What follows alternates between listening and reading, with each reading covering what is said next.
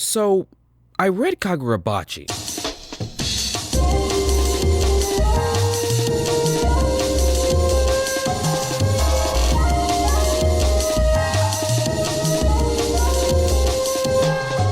And yeah, I love it. Hey there, traveler. Been a while. I was out of town and saw it in a bookstore.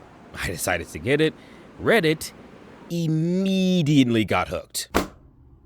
And now we're here. I went on ahead and caught up completely. As of me writing this, we are on chapter 63, and I already knew I wanted to make a video on this the second I decided to catch up on it. This little talk we're gonna have today is Kagurabachi's official introduction to this checkpoint, because this definitely is not the last time I'm going to be talking about this story, because man, I really love it. First beginning serialization in September 2023, written and illustrated by Takeru Hokazono. Kagurabachi follows the story of Chihiro Rokuhira, the son of Kunashige Rokuhira, a legendary swordsmith in Japan who forged the enchanted blades which were imperative to Japan's victory in the Seitei War, a war which currently in the story we don't know too much about. After the war, these enchanted blades were hidden away by Kunashige because he believes these blades should never fall into the hands of those that would endanger the world and should be used to defend it from them. One day, a group named the Hishaku attacked their home, killing Kunashige, scarring Chihiro both physically and mentally, and taking the 6 enchanted blades. This is the inciting incident. This is what sets Chihiro on his journey of revenge against the Hishaku, against the people that took his father and his peaceful, happy life away from him, and a journey to uphold his father's wishes of protecting the weak, and to keep the swords away from those who would do harm to the innocent.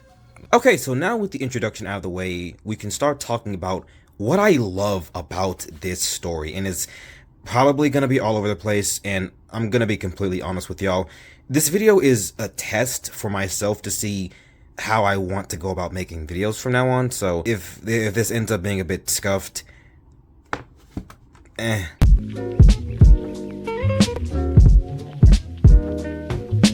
Dude, I was blown away by Hokazono's art. It made reading the story so fun, and it's one of the reasons why I decided to binge it. One of my favorite things about manga is how you have so many different mangaka with their own different styles, their own unique way of drawing characters, landscapes, effects, and so many more things. And when it comes to Hokazono's art, I absolutely love everything he draws. There were so many times I would be going through the manga and I would be like, this is my favorite panel. And then I keep going. Okay, now this is my favorite panel. Then I keep going. And again, okay, now this, you get it. Because swords are at the forefront of the narrative, you can see how much detail he puts into them. There's one panel where Kyoto has the Shinichi in hand, and the amount of detail there blew me away, dude. Look at this. One aspect of the art that I didn't expect to love as much was the facial expressions. When I first looked at Kagurabachi, I was thinking that the expression of the characters wouldn't really be my cup of tea. Character expression is one of my favorite aspects of any story, and my favorite example of that is Bleach. Because Bleach is a story where so much of the substance is found in the subtext, Tite Kubo lets the art speak for itself. Kubo's art brings out so much emotion out of me, and that's just one of the reasons why it's my favorite story. This isn't me comparing the art between the two, it's completely subjective. This is just me saying why I love character expression so much. And when it comes to Kagurabachi, I was amazed. I was amazed at how expressive the characters were and how it made me feel. I felt when they were happy, I felt when they were sad, I felt when they were in pain, distraught, confused, and so many things. One of my favorite panels is when Chihiro is all of these things I just said. I could feel the pain and confusion he was feeling, and made what came next even more heart-wrenching. I haven't even mentioned the fights yet, but we'll get into that later. Overall, I absolutely love Hokazono's art. It blew me away and exceeded all my expectations, which I didn't really even have any going into it. I can't wait for more volumes to release where I am, because my favorite way of reading manga is physically having the volume.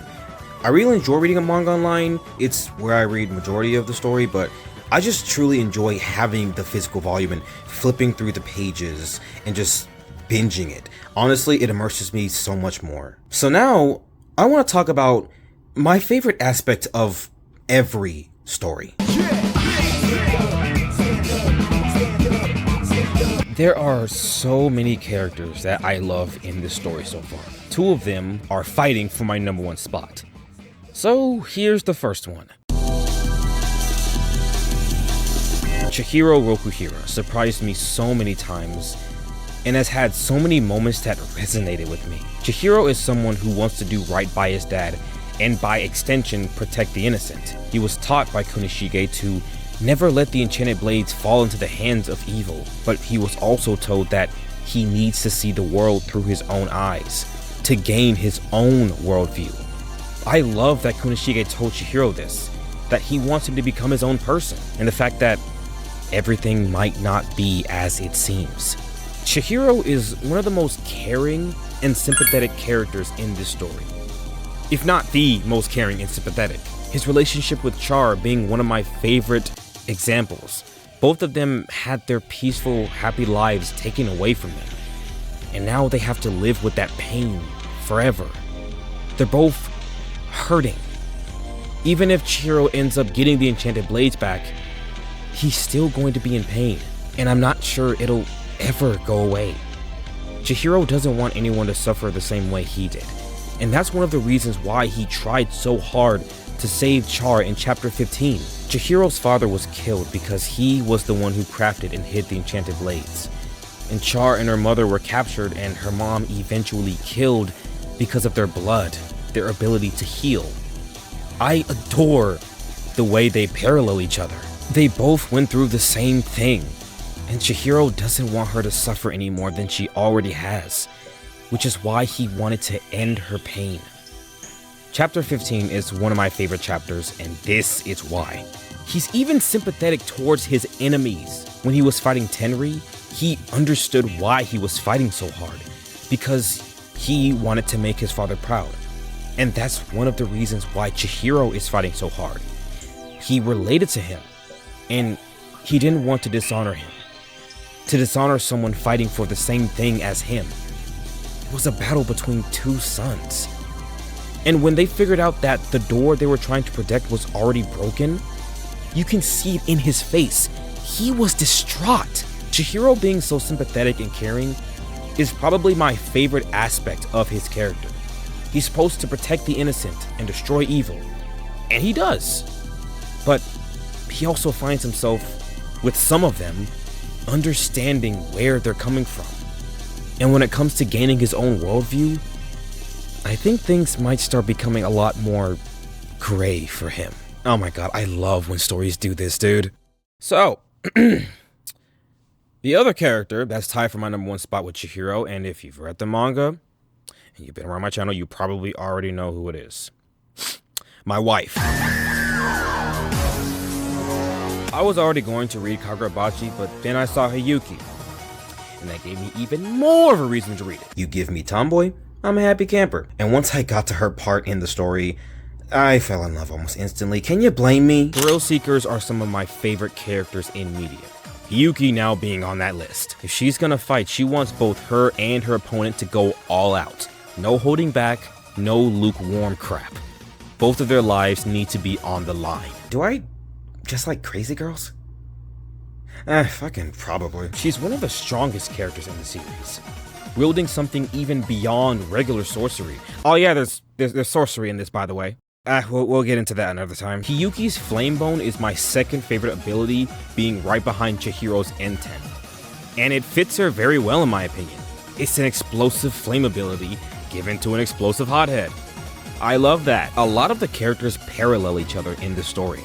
The main ones I picked up on are the ones between Chihiro and another character. His dynamic and the way he parallels Hiyuki is probably my favorite. One's cool-headed and one's hot-headed, but they both want the same thing. She'd never say this out loud, but she's a damn sweetheart. Both of them value the lives of the innocent and want to protect them. During the Rakuzaichi arc, which I think is I think it's still my favorite arc so far, but the current arc's going kind of crazy, so like, I don't know, that one might end up topping my list. We'll see. People were being auctioned and sold at the Rakuzaichi, and the Kamunabi, who were also trying to get back the enchanted blades, one of them, the Shinuchi, the most powerful one being sold there as the main auction, want to bid and buy the Shinuchi so it doesn't end up in the wrong hands. The Kamunabi's main priority is getting the Shinuchi, and they're disregarding the people being sold there. But Hiyuki isn't for that shit. She wants to save them just as much as Chihiro does, but she also knows how important this mission is, and why the Kamunabi's focus is only on the Shinuchi. They are willing to sacrifice a few lives if it means potentially saving thousands or maybe even millions of others. She's thinking of this all at once.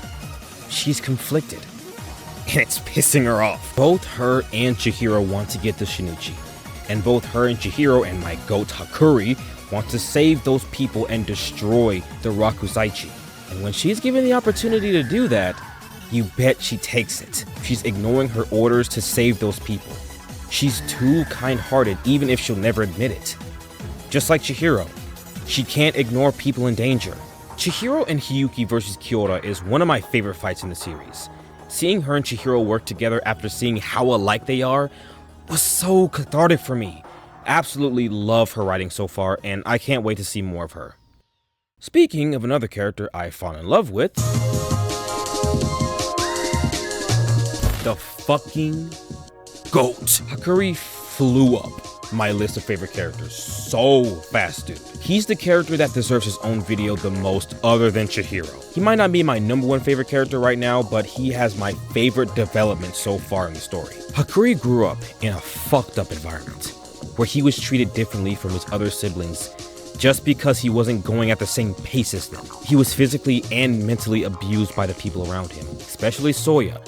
Fuck him, by the way. So of course, he grew up thinking that he would amount to nothing, that he was useless, and he would never be able to help anyone or even himself. He blamed himself for not being able to keep up or be useful when it wasn't even his fault. In reality, he inherited the power of the first patriarch of the Sazanami clan, who has 2 abilities, when majority of sorcerers only have 1. Majority of sorcerers. Hakuri was unconsciously using all of his spirit energy to maintain and manage the storehouse. That's why he couldn't keep up with the others, because the ability he inherited wouldn't let him. Iso is the ability of his family, the ability he could never do. And this is why. But now that he's aware of this, one of my favorite tropes in stories is if the story has like supernatural abilities. If a character is like mentally blocked because of trauma or some such, once they overcome that or decide to embrace it or at least start to heal from their past, then they're able to move forward whilst utilizing more power. I've always loved that trope, and I hope I worded that right. And now Hakuri has become one of my favorite examples. I find him so relatable because a lot of people go at their own pace, but a lot of people in society aren't willing to give you the time. They judge you, they ridicule you, and it's the most demoralizing shit ever. But you can't focus on them. You have to look inward and give yourself the time of day to become the best version of you. I haven't gone into full detail with any of the characters because again, they deserve their own video. This is just me introducing them to you and to this checkpoint. I know this section is getting very long too, but I really don't want to half-ass this video. As of me writing this and probably recording this, it's been over a month since the last video, and I really want to give you something that I think you'll enjoy, and I also want to make something that I would want to see. Whenever I make videos, I want to make sure that it's something that I really want to do, and to make something that I would want to see. And if I saw a video about Kagurabachi that was like super long, I would want to see them mention a lot of stuff too, and you know, say what they thought about it. Plus, this is also a test for me to get out of my comfort zone and start making much more longer videos, or at least being more comfortable making longer videos. I make these videos for y'all, but I also make them for me. I want to make sure that I make something that I think is really cool and I can always go back and watch myself. Anyways, I've yapped enough. We're moving on to one more character, and it's the character that solidified my love for this story. What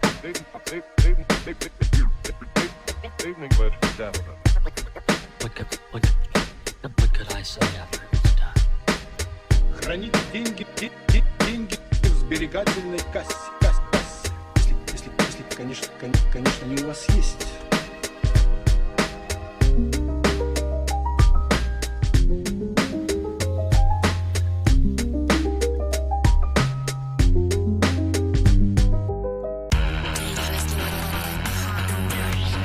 Freaking Sojo. Sojo was the one I heard about the most when I first got into Kagurabachi. Sojo is an arms dealer and a big dog of the underworld. From what we know, he's been surrounded by death and destruction his entire life, which is probably why he absolutely loves the work of Kunishige Rokuhira, the Enchanted Blades. Sojo is the antithesis of Chihiro.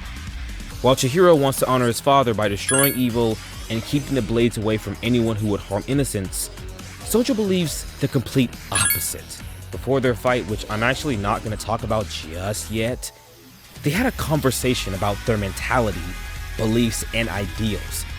This is one of my favorite moments in the story by far. I love when authors put something like this in media. Polar opposites having a conversation about why they are polar opposites. I enjoyed this so much. Sojo believes that Kunishige made the blades for destruction and slaughter, because just like how Kunishige knew that swords at the end of the day were made for killing, Sojo knows this all too well, and he loves the work Chihiro's father did. I'm so happy that I decided to introduce this series to this checkpoint. There are so many characters, moments, themes, and concepts that I just want to gush about. But hey, this is an action series, so I think it's finally time we start talking about it.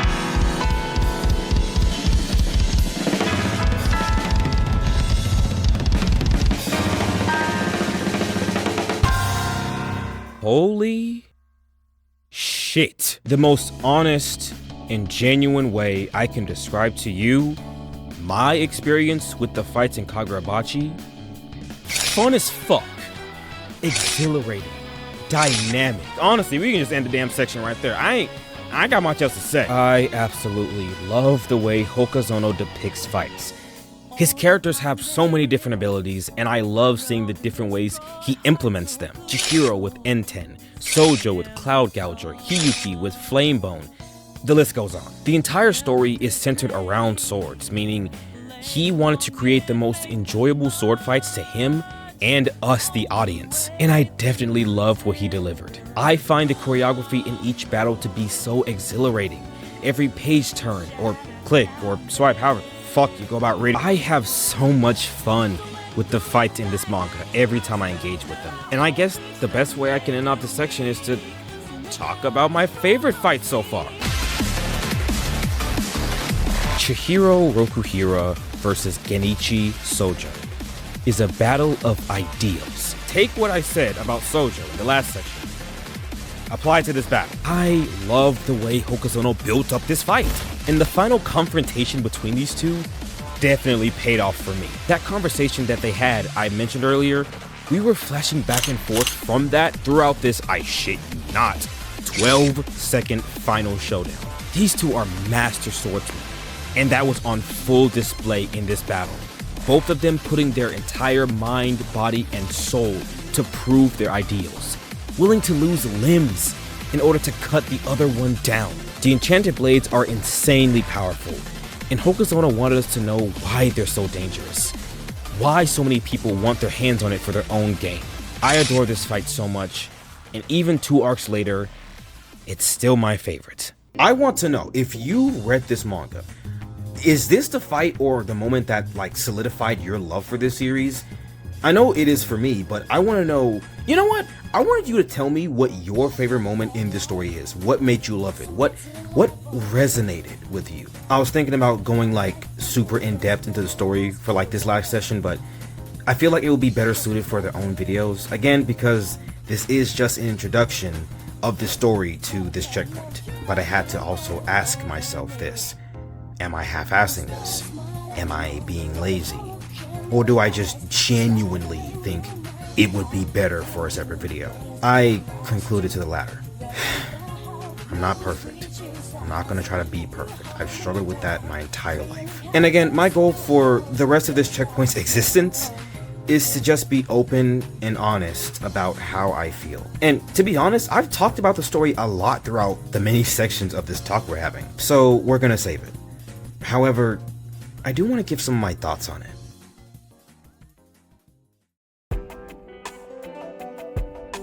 Kagurabachi resonated with me. A story about a boy who lost his peaceful life, now seeking revenge, and encountering so many different things that challenge him physically, and most importantly, mentally. His worldview is challenged, his beliefs are challenged, and I love that. His father says he needs to see the world through his own eyes, and he's slowly but surely gaining his own way of viewing the world. He meets people that he relates to, people he can rely on, people that can help him through his journey, and can help ease the constant burning pain of loss that he feels. And he can do the same for those who have gone through the same thing. There's so much more I could say, and that's why I'm gonna pass the mic to you, traveler. What did you think of this story? And to the author, thank you for expressing your creativity and making a story that you really wanted to make, and that us who love it, who resonate with it, can enjoy.